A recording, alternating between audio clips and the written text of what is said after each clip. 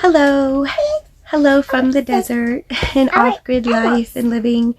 I later asked questions on TikTok and Instagram and Facebook. And I asked questions about off-grid living, off-grid lifestyle, and if people had any and wanted to know. And I got a little bit of question and feedback, so I just wanted to go over it today. My name is Bella. I'm a single mother of 2 beautiful children. Hi. And one of them is saying hi. Hi. Hi. Come say hi. Every time I film, she loves to come and say hi. Yeah, I will. So yes, we got a little piggy head on today because we've been having some desert storms in our travel. So we're boondocking and we're just waiting out the little storms are passing through. But and we're in Nevada. I just won't tell you guys my location because of safety reasons, but we're in Nevada. That is, yes. So, yes, baby, they see hello. So, I got a question that somebody wanted to know, is off-grid life and off-grid living easy? And my complete, honest, truthful opinion is no.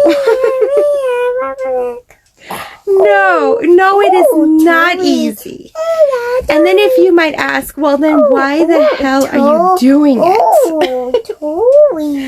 And my answer to that question is, I actually have 2 of them. Number 1, living in nature. It's, to live in nature, no matter what nature you're living in, whether it's desert, mountains, forest, island, tropical, it's lake, river, ocean, and you're doing boat life and all that. It's all about the nature. I believe that all of the people that do this type of lifestyle, we're all craving nature. I feel like it's not just the type of people. It's just human beings. We're born on this planet and we are connected to the planet. So whatever time you are in your life, there's going to be moments where you crave nature and you need and want to be in nature. So that is the biggest. The nature. The nature is the biggest thing. It's the most soul connecting. It fills your heart and soul. You have the most incredible memories of the most magical sunsets and sunrises and moonrises. Like before I went off grid, I didn't even know what a golden moonrise was. So a golden moonrise, I didn't even know what a golden moonrise was until I went off grid. It happens in the desert. It happens between spring and summer. And you'll have golden moon rises. And it's spectacular. I have videos on TikTok and I believe on YouTube too. They're short videos of a golden moon rise. And I've asked the question, have you ever seen a golden moon rise? Because it looks like the sun is rising in the night. It's magical. So beautiful. So I do recommend go looking that up. I'll add that in the description, a link to that video. But yeah, it's just the most magnificent memories you'll have, and I'm giving those memories to my daughter in her age, and she's growing up in it, which is also amazing. So that is the biggest thing, nature, right? We're always connected to nature and longing and wanting and needing to be in nature. Answer to why we do this, even though it's extremely difficult and hard life. The second answer to it would be time. Having the freedom of a little bit more time So how can I explain that? When you're in the city and you're, even if it's a big city or if it's a midtown where you are living in more than 100,000 people or more, when you're living in that kind of lifestyle and you're working that 9 to 5, you're on the go. You're on the go. You got your alarm clock going. You're on the go. You're up. You got to get yourself ready, get your kids ready, make sure dishes are in the dishwasher or done. You got to get things going. Coffee going, kids' lunch is going, is usually done in the mornings, because they're the freshest, and making sure your kids got your schoolwork done, and it's just go time. You're checking the time all the time, like, oh my God, we got to go, got to get in the car, we got to drive, we got to stop here. I mean, the life is always on the go, no matter what. You're never, resting. And even when you come home to rest, as a mom, you're still on the go because you got to, get homework out, dinner going, baths going, nighttime, your whole nighttime routine going. It's crazy to think that was my life. For a good 30 years of my life, I lived in the city. I lived in Vegas. Yes. Yeah. And what I used to do in the city, I used to be in the medical field. So, and before medical, I was a homemaker. I was a housewife for 10 years when I was married. And then before my husband, I was working in a lot of the hotels in Vegas, just retail and doing front desk and doing all kinds of customer service in the hotel industry. Since I graduated high school, all the way up until before I married, I was working in all different hotels. I worked Mandalay Bay, Caesar's Palace, Harris Hotel, Stardust, just you name it. The Dunes, which a lot of people don't know that was a hotel. The Dunes, when the Dunes was up before it imploded. Riviera I worked and that's imploded. Tropicana I worked and that's gone. Just all those hotels, and doing that. And then that being said, I was always high anxiety, being in the city, always so much depression, just now that I have my lifestyle so different and I look back to the city life that I had, it's cringing because I don't have that anxiety or depression like I did. Being in nature is very, very healing, and I have different goals. I have different standards and dreams now, so it's just all of it is more healing. So to answer that really difficult question I'm sure other people who live off grid will have a lot more to say and answer that question, but my two is freedom, time, and the freedom that gives you the time, because your life is more slower and simpler. So you have more time. I have more time with her. I have more time to garden and to have my ideas with my garden and growing. I have more time, and hopefully to get animals. The time is precious. So the time,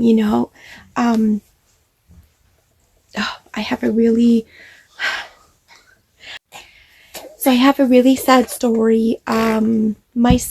My oldest son, he was diagnosed with cancer and he passed away at 10 years old. The only time that I got to spend with him, because I was a single mother at the time and I was in school and working and a mom.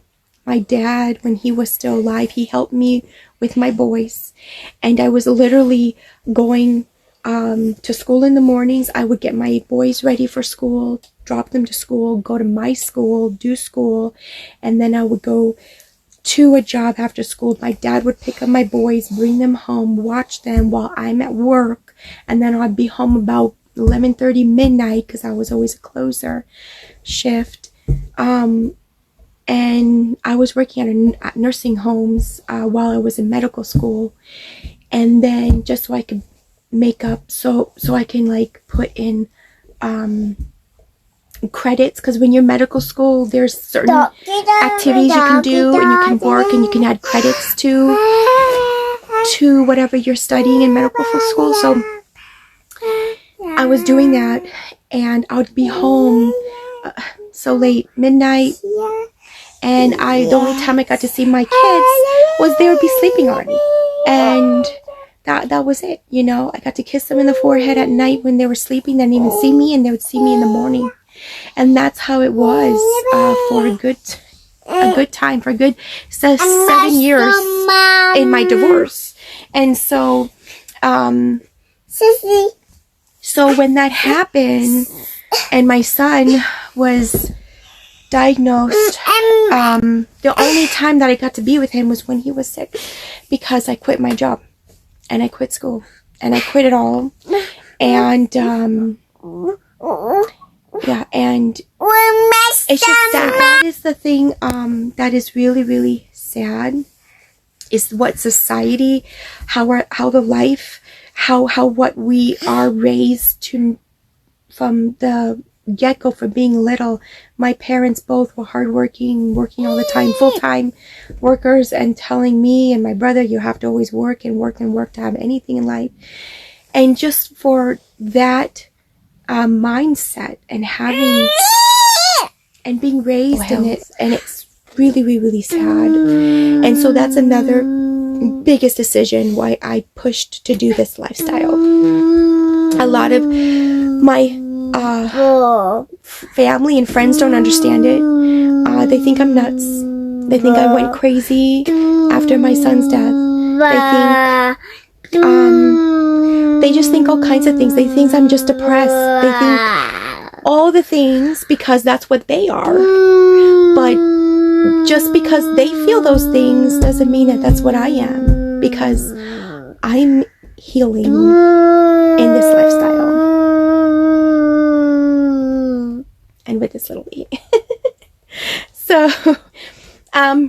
the next question that I got, which I get a lot, is how was I able to do this life? How did I was able to get to where I can be off grid? Because a lot of people think that you have to have so much money to do this, and it's not true. Okay, I am extremely frugal, and I was never this frugal in the city, but I am really frugal now.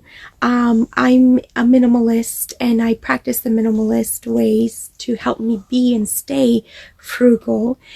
And which basically, what I have in my mind when I go into a store, what I used to have in my mind when I was in the city, I used to be like, well, let me buy this in case I need this. Let me buy this for something, for whatever. That was never going to happen, and it was always pushed in a closet of all kinds of things I would purchase. Now, my mindset when I go into a store is, Bella, you don't need that. You have that. Do you need this more? Or is that going to help you? You know, it's buying the necessity things and only staying with the necessity things in your life. Meaning that I only have 3 bowls. One for me, one for her, and one for mixing food when I'm cooking. That's it.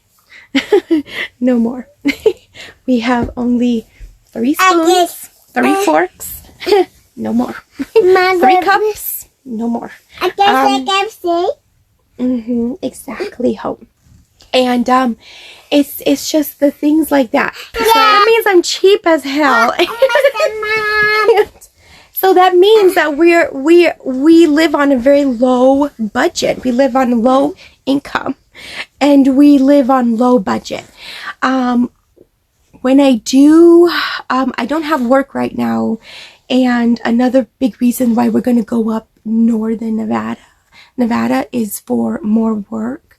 And because I'm into agriculture and growing and gardening, that's the kind of work I like to stay into. That's what I want to do.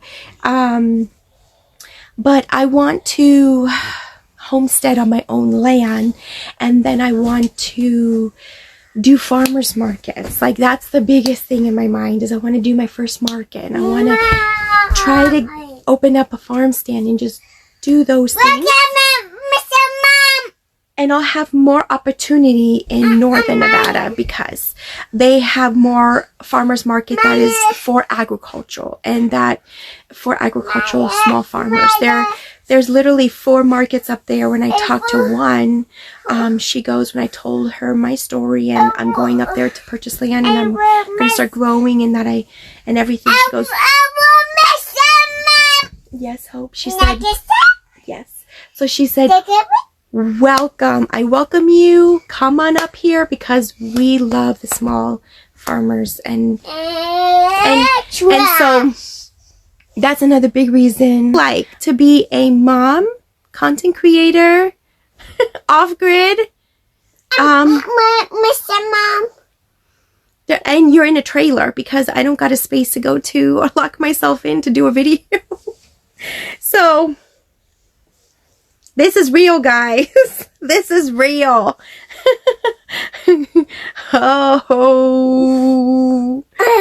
By going off grid, because you don't have rent and you don't have a big mortgage on your hands, and you don't have HOA fees.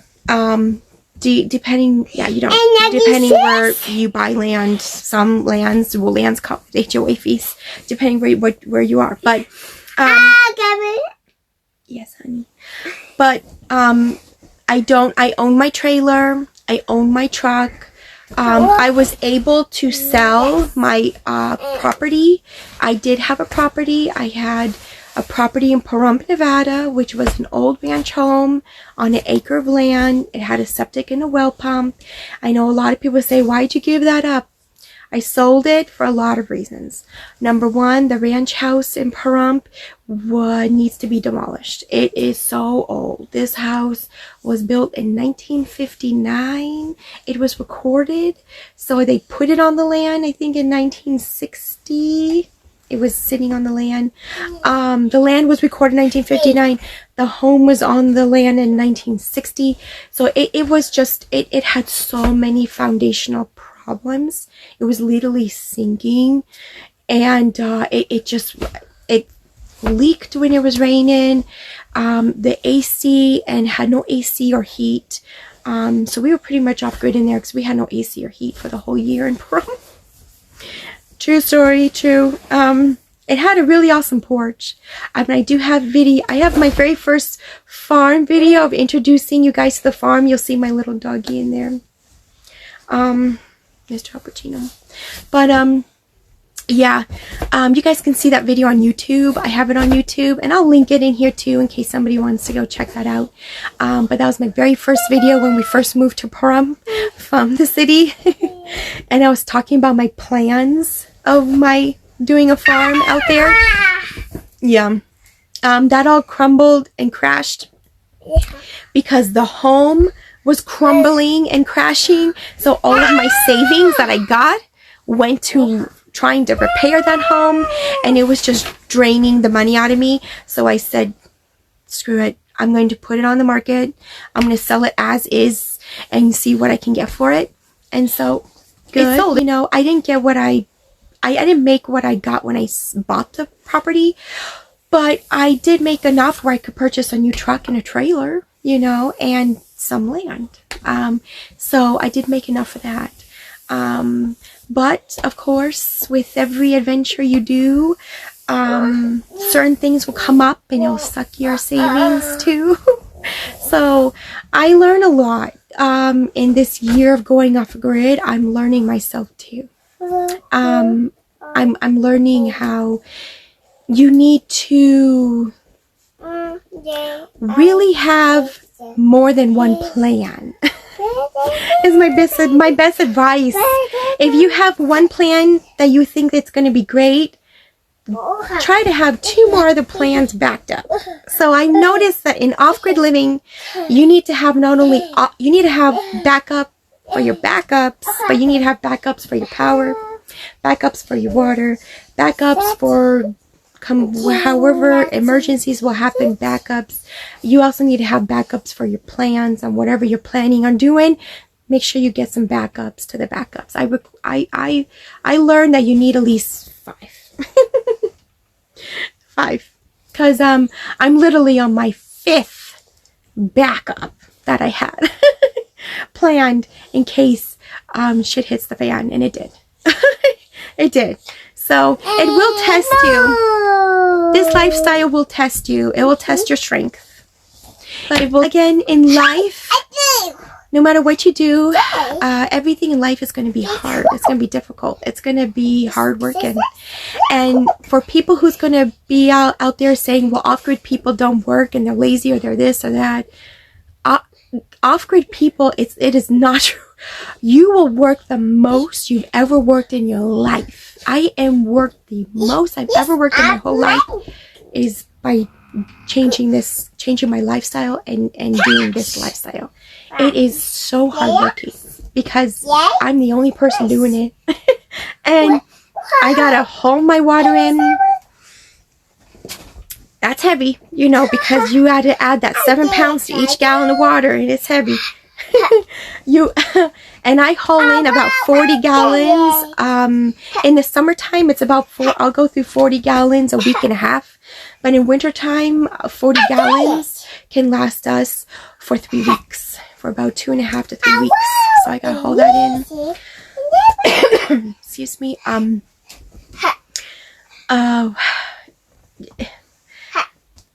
When you're chasing the sun for power, so I'm on portable power. So what that means is when I was going live on TikTok, I would show everybody my power setup, and it's the foldable portable piano, and I got it from Temu. By the way, it's really affordable on Temu. It's the best price. You can get it on Amazon too. They also carry foldable portable solar panels.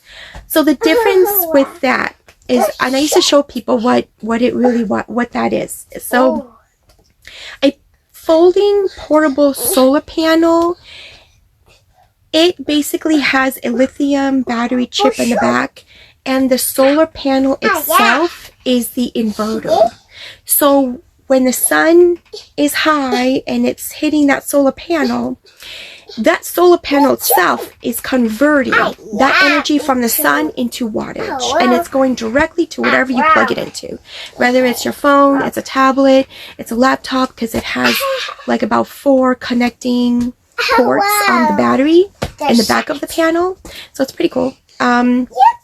And the wattage, it said when I purchased it, it's about 200. Right now it's working 200. I bought it at 240 working wattage, transportable power wattage. But right now, because it's got beat up in the desert for many, many windstorms, this panel has been thrown off my truck. It's been rugged through the desert where I've been chased through my property to get it. Because we've had some gnarly windstorms out here in open desert. That panel is beat up. It has indents, and it has scratches and everything, so it doesn't work really, really well, but it's still working. But it's not putting in as much wattage. I believe it's probably converting about 160 to 200 wattage, depending on the sun too.